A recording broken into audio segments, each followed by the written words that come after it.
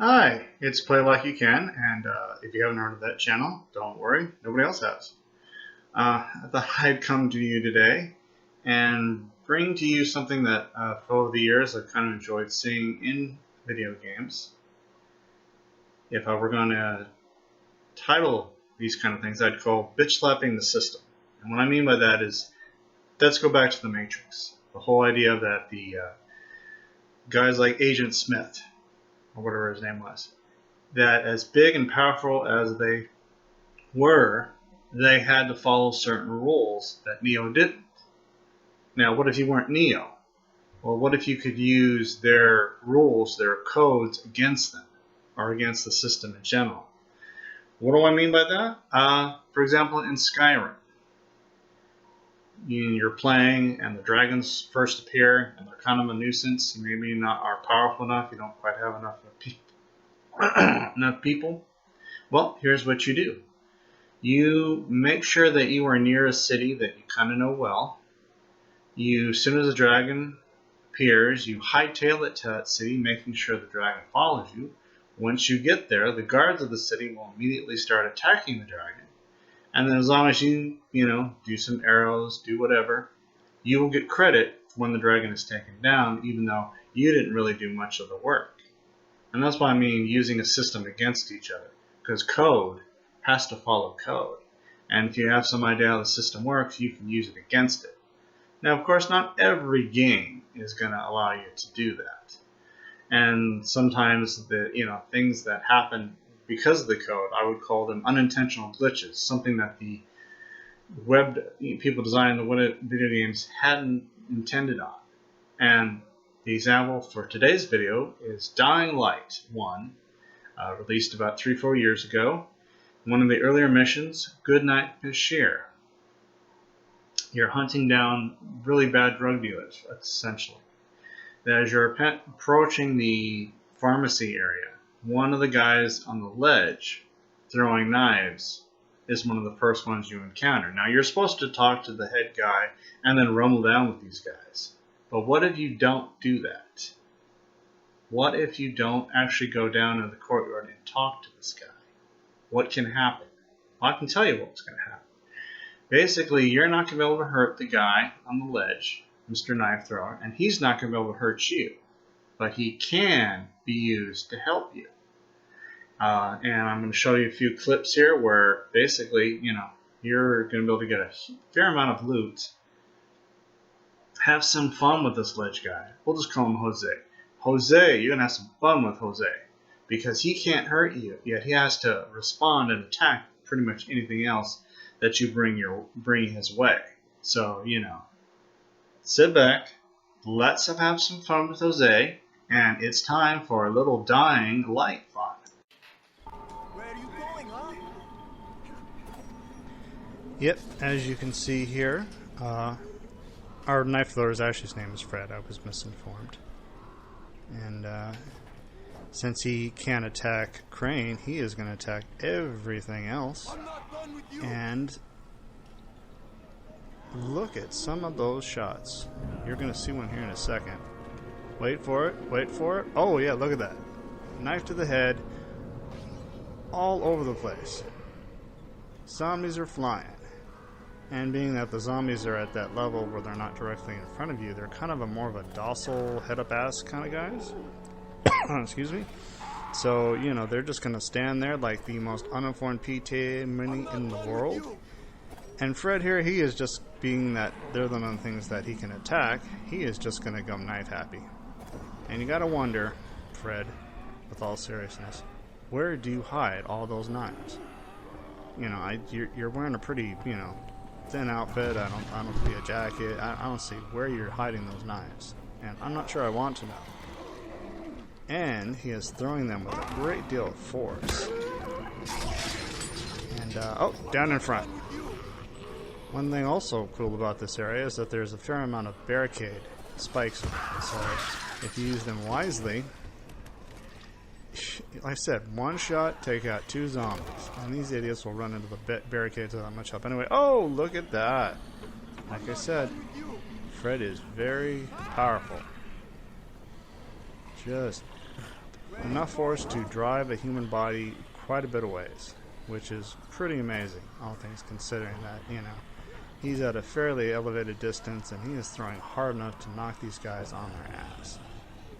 And hey, that's to your benefit. He is going to work these guys down. You follow up like you saw there. Elevated position on the van, very deliberately placed. I did crane. So that way, you know, you give it some time, you can walk away from an area and not have to search. You're literally going to have all these beautiful little packages you can pick up without any serious amount of work. You may go through a couple of cheap-ass weapons, but honestly, you're going to pick up a lot of stuff faster than scouring the city and risk, as you power up, having to deal with the virals. Those have a very special name for them. You'll see here soon. And here, especially, you're going to be able to pick up things like police batons and a number of weapons that at the beginning would be nice to upgrade or even break down from little parts. And like I said, Fred is just going to work these guys like, you know, nothing. It is scary and crazy and fun. But, you know, what can I say? It's an amazing thing. You can sit there, you know, literally, first few times I kind of messed around to, you know, game-wise it was day and then night, and, you know, collected a lot of stuff, and saw Fred take out a lot of things down in front. You know, it's just, you know, it's pretty amazing. Pretty cool. Oh my god. Fred's an animal. He's an animal. Yep, there you go, Fred. You are just taking them all out. And here's where it gets interesting. Because now you get to mess with one of the most annoying, low-down, smelly, drive you up the freaking wall elements of Dying Light. You may have your special names for them, but here at Play It Like You Can, we call them WABs. Oh yeah. World's angriest bitches.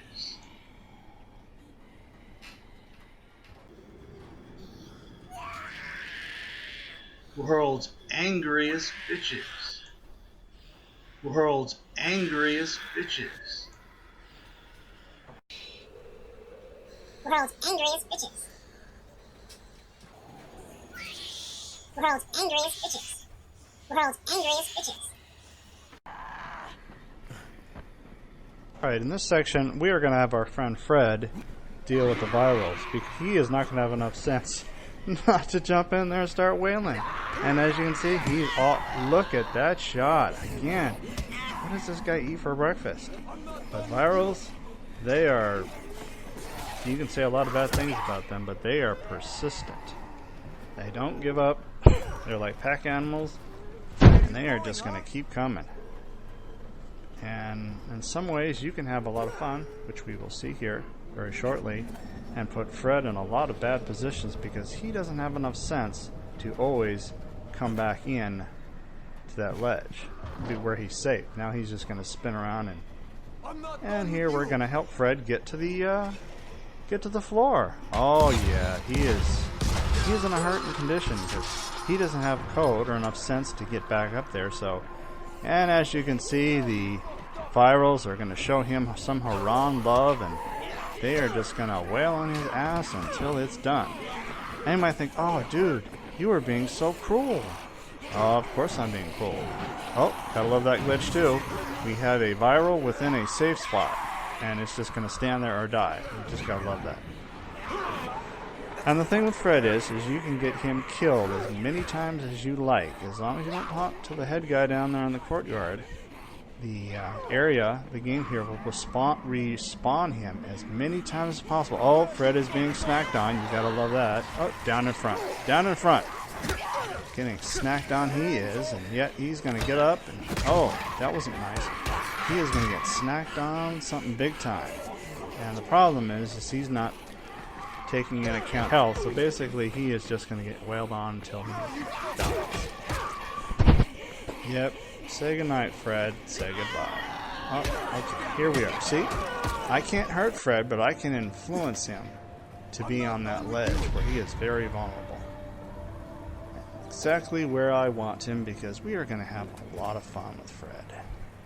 And now I'm giving you some better views of Fred just standing there looking cool in his turban and his 1,000,001 knives, hidden God only knows where and disinfected with God only knows what. Alright, nice and quiet. Nice and quiet here, Ron. We should stir things up. Yep, I'm a little twist. And we're gonna have some fun. Oh no! Loud noises causes virals to show up.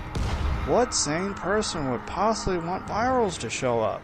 Oh, that sane would be me. And now we're gonna wait and wait for the WABs to get themselves all properly frothed up because, you know, Starbucks just didn't get their drink right. You know, hey, it happens, Ron. You know, Starbucks not the best there.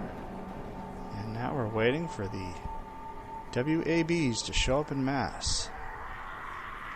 And I don't know where they are. Apparently they're still taking Haran buses, and, well, anyone who's taken the bus knows you're never going to get anywhere very fast. Yes, and Fred he's always looking like he's hyperventilating too, but that's alright. Everyone's hyperventilating in this game. Especially the people playing it. Alright, waiting for the WABs. Yes, because that's the only reason to watch this damn video. Alright, WABs, where are you? Where are you? Again, with the buses. I could have walked here faster, I think. And the WBs would still be on that bus running around the city. No wonder they're so mad. I'd be mad too if I had to ride the bus. That did not always bring up good memories. Alright, Fred, don't go anywhere. Don't go anywhere. Alright, well, we'll have Fred throw a few more knives at some pathetic zombies, because they're crawlers, because, you know, God only knows what they think they're gonna on their hands and knees. That's alright. Oh, I hear them. I hear them. Yes, our favorite friends, the WABs. Oh, here we go. Oh, Fred gets taken down pretty easily, as you can see. And now, as you can see, Fred, when he wants to, he can kick some ass and take some names. And you gotta love the virals. If there's nothing to attack, they just gotta stand there and, you know, look frothing mad. And take any abuse you can throw at them. Oh, knife to the head. Yeah, I'm gonna get up and just be mad. Another knife. Oh, to the head. I'm just gonna take it. Oh, to the cheek. I'm gonna take it. Oh, another shot to the head. No, I'm not dead yet. She's just gonna stand and be mad. And be dead. Oh, there you go. And you gotta love Fred. He has got to be the most bravest, stupidest person in Haran. Which is probably why he's on the ledge and not in the courtyard, because they'd have enough sense not to, you know, do any work. This is it for you. Oh, there he is. Yep, there he is. Having fun. Oh, Fred. I'm not done with you. Alright. For the final section, we're going to have Fred face off against, oh yes, our fabulous night friend, the Night Hunter. We're just going to help encourage their asses to want to check out the safe house here, because they don't have enough sense not to. And Fred, well, he's having his own slight glitch problem. His back is to them, and don't ask me why. That happened a lot. Back to the enemy, facing guys he can't possibly do anything with. Oh yes, our night hunters, they don't like those UV lights at all. And they are just so high on crack and adrenaline and God only knows, but they are just running around. Always. Running. It's like Forrest Gump gone evil. Alrighty. Now we are going to try to, like I said, be a little twist and encourage them to come check out Fred here, because Fred loves company. He pretends like he doesn't. Fred, turn around. Alright, forget it, Fred. You're hopeless. I can't deal with you. You're just doing whatever you're doing. But don't worry, we're gonna help you with that. Fred. We are gonna help you reach out to the Ron community here at night, which are filled with terrible and frightening creatures. And yes, that lovable radar lets me know exactly where those guys are at. Hey! Thanks for dropping by. Alright. And Fred, he wants to reach out and touch someone. Yep, that's... Oh, yeah. And you can see the knife hunters definitely like to be touched. Excuse me. More knife throwing. More knife throwing with more unlimited knives and happiness galore. Oh, yes. Do you see me? Do you see me? Yes, you see me. You see me. I know you see me. I don't want you to see me. I want you to see Fred. I want you to see Fred. Cameraman, pay attention now. Yes. Oh, there we go. Oh, you gotta love Fred. And the night hunters, they can be a little bit of dumbasses too. They can stand there and just take, abuse for no other reason than they can, because they don't always react to the other NCPs, I think, in a realistic way. Honestly, I think all zombies should be like mauling each other because, they're crazy. Oh, here we go. Just like our virals, our friend here, Night Hunter, is just going to take knife after knife after knife, running around with those sticking in him. Oh yeah, it's a beautiful thing to see, considering how much they make moving around at night and a horrendous chore. Oh, yep, sorry, and speaking of chores is watching me play, because I'm a dumbass. Yep, it's time to get the hell back inside. And as you can see, I was scrambling like a motherfucker to get back inside, because I'm like thinking, oh crap, oh crap, oh crap, oh crap. And as you can see, fun things were happening off to the side. Fred is now at the floor level. And we've got 9 hunters starting to move in. Wait for it. Wait for it. Ah, yes.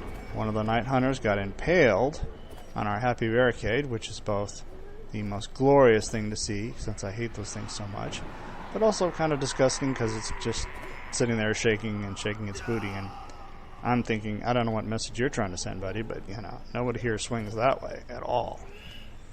Alright, now we are picking up the action. Fred is on the I'm not done with you. top there, and he has no sense whatsoever, so that's okay. We are going to make sure that he has plenty of playmates to play with.